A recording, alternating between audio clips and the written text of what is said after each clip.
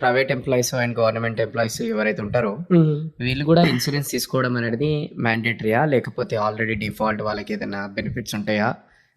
అంటే ఇప్పుడు గవర్నమెంట్ ఎంప్లాయీస్కి మ్యాండేట్ అంటే వాళ్ళకి ఎట్లాగో వచ్చేస్తుంది, గవర్నమెంట్ బెనిఫిట్స్ ఉంటాయి కాబట్టి వాళ్ళకి పెద్ద ఇష్యూస్ ఏమి ఉండవు, అన్నీ కవర్ అవుతాయి వాళ్ళకు. అయితే ఇప్పుడు ప్రైవేట్ ఎంప్లాయీస్ దగ్గరికి వచ్చేసరికి కార్పొరేట్ కంపెనీస్లో ఆల్రెడీ వాళ్ళకు హెల్త్ ఇన్సూరెన్స్ ముందే ఉంటుంది.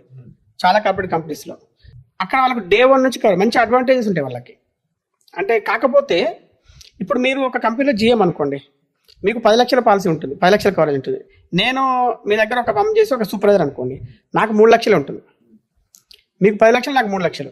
మీకు 10 లక్షలు ఉంది కాబట్టి ఆ రోగానికి తెలియదు కదా మీరు జీఎం నేను సూపర్వైజర్ అని.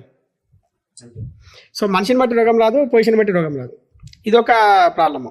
తర్వాత ఇంకోటి ఏంటంటే మనము 60 సంవత్సరాలు 58కో రిటైర్మెంట్ ఉంటుంది ఈవెన్ ప్రైవేట్ సెక్టర్లో కూడా. దాని తర్వాత అది కవరేజ్ కాదు, అదొక డ్రాబ్యాక్.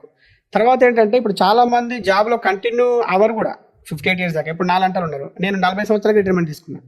సో ఇప్పుడు నేను కార్పొరేట్ హెల్త్ ఇన్సూరెన్స్ నాకు ఆల్రెడీ ఉంది నా కంపెనీలో. నేను చేసిన ప్రతి ఒక్క కంపెనీ కూడా మంచి కంపెనీ, దాంట్లో ఉన్నా కూడా నేను తీసుకున్నాను.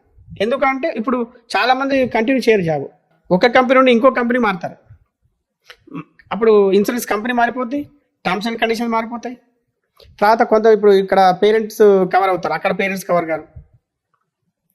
సో ఇటువంటి డ్రాబ్యాక్స్ ఉంటాయి అన్నమాట. కాబట్టి కార్పొరేట్ హెల్త్ ఇన్సూరెన్స్ ఉన్నా కూడా మనం ఖచ్చితంగా పర్సనల్గా పాలసీ తీసుకోవాల్సిందే.